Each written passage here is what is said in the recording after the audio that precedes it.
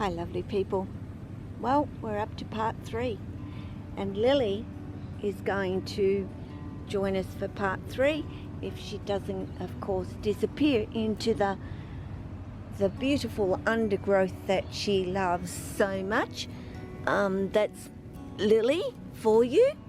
I'll bring it back here and she can go under the trampoline maybe. Miss Stubborn that she can be at times and knows that the garden bed is over there, so that's a better place to actually go and hide. Not hide, but get some coverage. So part 3. Well, I guess that's a little bit of a, for a long time there people believed that snakes weren't able to hear us. And we've since discovered that snakes actually can hear us. They have the capability of hearing certain hertz, I guess is the word. We speak at around the 250 mark, which they can hear. They can't hear high-pitched noises and they cannot hear low pitched sounds, so but our voices most definitely, and that can lead into controversial stuff in terms of can they understand words that we say. Well, I don't believe they understand every word that we say, but the repetitive words which have a sound to them, such as me saying Lily, that is something that she hears consistently and constantly, and a word she would recognizing that it's actually her name. I don't know, but she knows that particular word, just as she knows the particular word no, because that is also followed by a particular action. And I will say no and not bump her on the nose, but put my hand where she's going and block her and use that word no. And after doing this many times with Lily, more often than not, Lily doesn't go to places within the house. That has been a no to her so many times. I could say the word no and Lily will stop, because she knows that particular word and that it was followed with an action where I would stop her from going there. Wouldn't I, Lily? Hey, sometimes it doesn't stop you though when you get determined and stubborn, which goes with Lily's nature, being the female that she actually is, very, very stubborn. So let's, understand the fact that they can hear us. So, there's stop, no, and their name in particular, I do know they pick up on really, really fast. Their name doesn't follow an action, although it is. I open the door and the first thing I do is say Lily to her.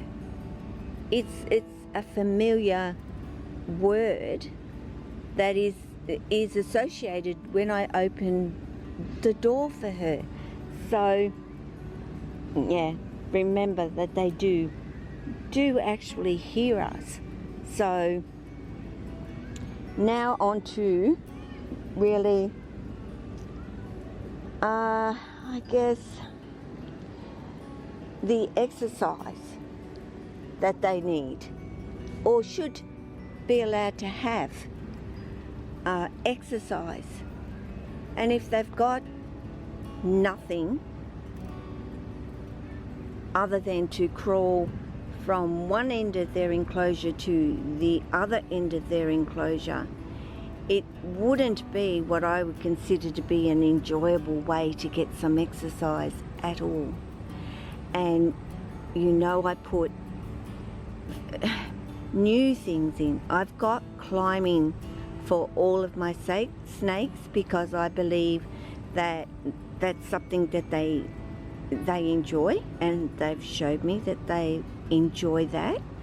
But adding new things to their enclosure, now I want to explain this.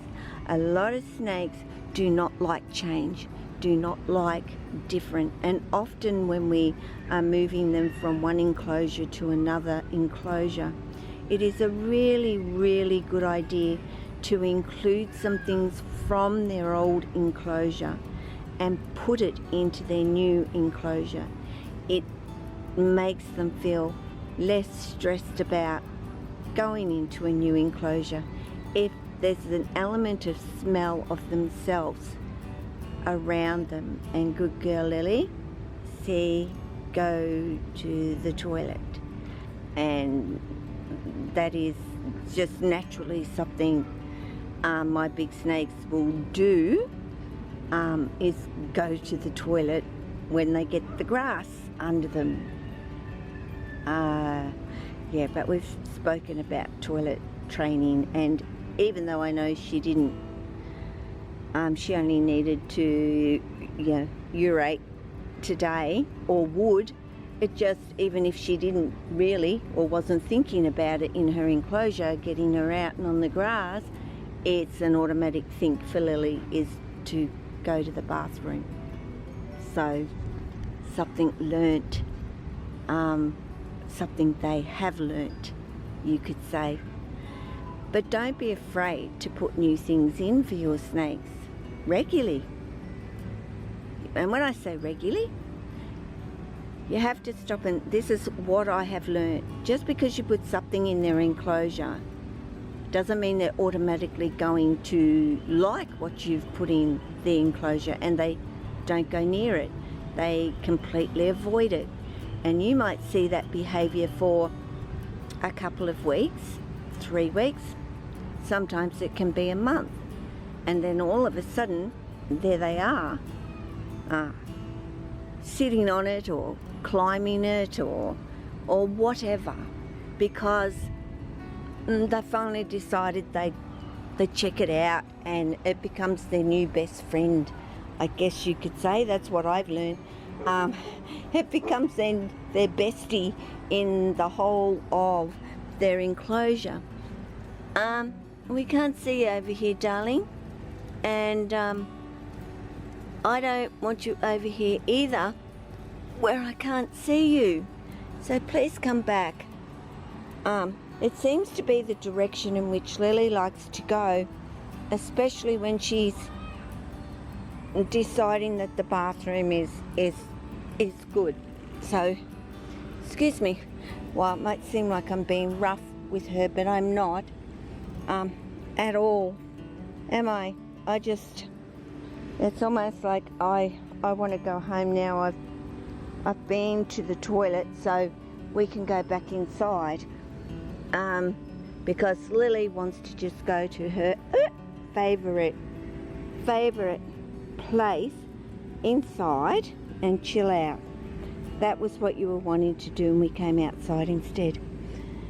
But it is offering new things, being patient and waiting, giving them time. That can be, as I said, up to a month, and letting them decide to check it out and see what it is.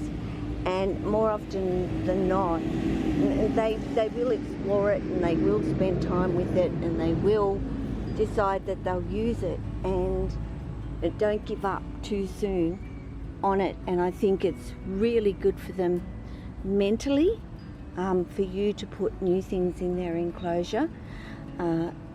I'm not talking necessarily about a hide. Yes, you have to put at times a bigger hide for them because, well, they've outgrown the other one, haven't they? And that happens quite quickly. But I would suggest that you don't take that old hide. You remove the other one that they didn't so much spend as much time in, and often you find there is one hide that they spend more time in than the other one. Or that's how I've found it anyway.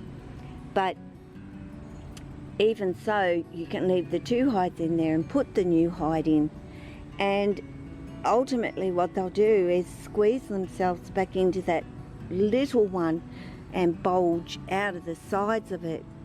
They don't care, because that's what they loved and that's what they've been in for a long time, and they do get used to it, and they don't want to give it up. They really don't.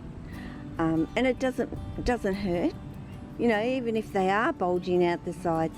Just have a little bit of a giggle about it and say, you silly willy, whatever. You know, there's a bigger hide there for you. And eventually they will go into that bigger hide. You don't need to force them. Eventually they will do it all by themselves. And then you can remove that little baby hide that they were actually curled up in and loved so much. It's like a security blanket, you know, just taking that away from one of your children when you know it's very soothing and comfortable for them. Well, snakes can be like that, especially about hides. I've noticed more than anything else. But I love putting new things in because I love seeing how they react to them, and just watching them explore it and then like it, you know, really like it, like Archie is with his plastic climbing toy I put in there. He absolutely loves it. And do you think he'll come off it?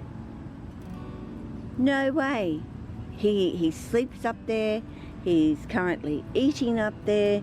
He drops himself down and gets a drink of water because his water bowl's virtually underneath it. He doesn't need to come down onto the ground, and I don't think he plans on coming to the ground. So I've actually got a couple of conduit poles that I'm going to do something with for Archie in his enclosure, so that he has something else up high to hang himself on and climb on. So I've got them there. I've just got to figure out how I'll hook them in there and set them up for him, but I'll do that because I know that there is a high probability that Archie is going to love them like he has this new climbing tree.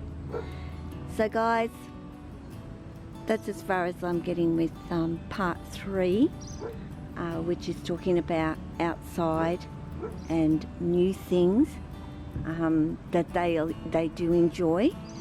So you all take care of yourself, your family, your friends, your snakes, who like your garden immensely. Well, Lily does. Take care of all your animals. Ciao. Can we see her? Am I in the right spot? Yeah, now I am. There's darn eye. Well, she's going to do more than just... Well, no, she's not comfortable yet.